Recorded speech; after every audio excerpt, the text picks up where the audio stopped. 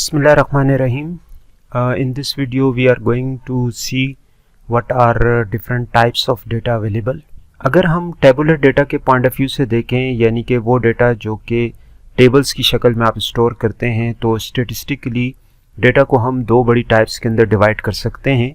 एक डेटा है हमारे पास जिसको हम कहते हैं क्वालिटेटिव डेटा, और दूसरा डेटा है हमारे पास जिसको हम कहते हैं क्वांटिटेटिव डेटा. क्वालिटेटिव डेटा वो डेटा होता है जो नंबर्स की शक्ल में ना हो. फॉर एग्जांपल कंप्यूटर के ऑपरेटिंग सिस्टम के नाम या आपकी highest level of education, name हो गया आपका, फादर नेम, इसी तरह जेंडर, ये तमाम वो एग्जांपल्स हैं जिनके अंदर नंबर्स शामिल नहीं हैं. दूसरी किस्म का डेटा हमारे पास क्वांटिटेटिव डेटा कहलाता है. ये वो डेटा है जो नंबर्स की शक्ल में होता है. मिसाल के तौर पे हाइट, वेट, प्राइस, डिस्टेंस, आपका फ़ोन नंबर, आपकी एज, ये तमाम वो डेटा हैं जिनके अंदर नंबर मौजूद होते हैं. क्वांटिटेटिव डेटा की हमारे पास फर्दर दो टाइप्स हैं. एक है हमारे पास डिस्क्रीट और दूसरी टाइप है कंटिन्यूअस. डिस्क्रीट डेटा में हमारे पास दो नंबर्स के बीच में फाइनाइट वैल्यूज़ मौजूद होती हैं जिनको कि आप काउंट कर सकते हैं. मिसाल के तौर पे क्रिकेट मैच के अंदर अगर जो रन्स बन रहे हैं, चौका लगा है या छक्का लगा है, तो 4, 6, एक क्लास के अंदर कितने स्टूडेंट्स मौजूद हैं, एक फैक्ट्री के अंदर कितने लोग काम कर रहे हैं, ये तमाम एग्जांपल्स हैं डिस्क्रीट डेटा की. कंटिन्यूअस डेटा के अंदर हमारे पास दो नंबर्स के बीच में इन्फिनाइट वैल्यूज़ हो सकती हैं. इसकी एग्जांपल्स हैं लेंथ, किसी कमरे की लंबाई या किसी पार्ट की लेंथ, हाइट, किसी बच्चे या इंसान की हाइट, टेम्परेचर जो हमेशा बढ़ता ही जा रहा है, और कार की स्पीड. मिसाल के तौर पे आप एक बच्चे की हाइट को मेजर करते हैं और वो है सपोज 55.5 सेंटीमीटर्स. अब ये 55 और 56 के दरमियान there can be infinite number of values. इस डेटा को कंटिन्यूस डेटा कहते हैं. मिसाल के तौर पे हम अब उसको और अच्छे से मेजर करते हैं हाइट को, तो हो सकता है कि अब हमारे पास आ जाए 55.56 सेंटीमीटर. फिर आप मज़ीद डिटेल जानना चाह रहे हैं या आपने अपने मेजरिंग मैकेनिज़्म को ज़्यादा अच्छा किया है, तो हो सकता है कि आपके पास अब हाइट आ जाए 55.567 सेंटीमीटर, एंड सो ऑन. इस तरीके से ये इन्फिनाइट वैल्यूज़ आपके पास आ सकती हैं. तो ऐसे डेटा को कंटिन्यूस डेटा कहते हैं. इसी तरह हमारे पास क्वालिटेटिव डेटा की भी दो टाइप्स हैं. एक टाइप है हमारे पास जिसको ऑर्डिनल डेटा कहा जाता है. ऑर्डिनल डेटा के अंदर डेटा जो होता है मुख्तलिफ कैटेगरीज़ की शक्ल में होता है. मिसाल के तौर पे अगर हम क्लोथ्स की बात करें तो क्लोजिंग साइज़ हमारे पास आते हैं स्मॉल, मीडियम एंड लार्ज के अंदर.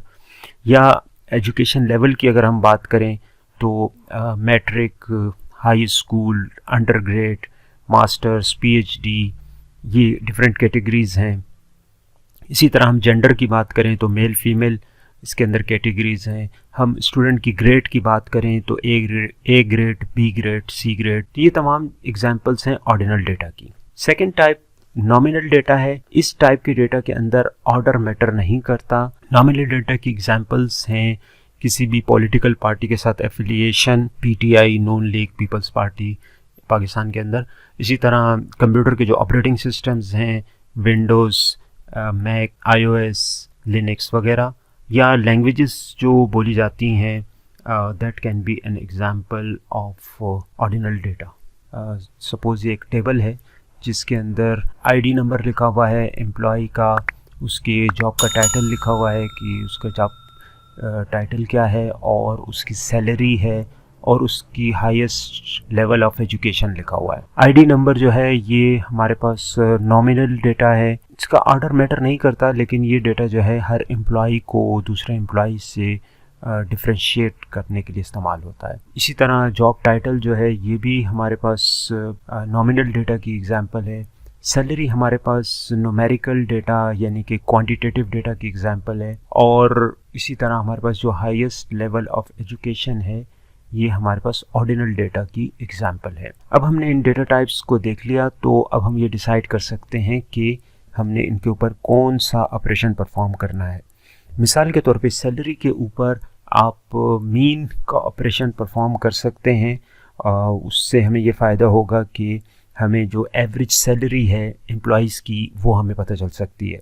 लेकिन अगर हम यही मीन का फंक्शन जो है वो हाईएस्ट लेवल ऑफ एजुकेशन पे अगर हम अप्लाई करते हैं तो पहले तो यह है कि हमें ये हाईएस्ट लेवल ऑफ एजुकेशन को कन्वर्ट करना पड़ेगा न्यूमेरिकल वैल्यूज़ में। मिसाल के तौर पे आपने मैट्रिक को 1 असाइन कर दिया, इंटरमीडिएट को 2 असाइन कर दिया, अंडरग्रेड को 3 असाइन कर दिया और मास्टर को 4 और इसी तरह पीएचडी को 5 असाइन कर दिया। अब ये न्यूमेरिकल डेटा के अंदर हमने कन्वर्ट कर लिया है डेटा को, ताकि हम उसके ऊपर कोई ऑपरेशन परफॉर्म कर लें। अब हम यहाँ अगर मीन का फंक्शन ही इस कॉलम के ऊपर अप्लाई करते हैं तो इसका हमें कोई फ़ायदा नहीं होगा। मिसाल के तौर पे अगर हमारी एवरेज निकल आती है 2.27, तो इससे हमें कोई फ़ायदा नहीं, कोई मीनिंग नहीं बनेगा उस डेटा का। तो मीन का फंक्शन सैलरी के कॉलम के ऊपर तो काफ़ी मीनिंगफुल है, लेकिन यही मीन का फंक्शन जो है अगर हम हाईएस्ट लेवल ऑफ एजुकेशन पे अप्लाई करें और 2.27 हमारे पास ऑप्शन आ जाए तो इससे हमें कोई फ़ायदा नहीं होगा।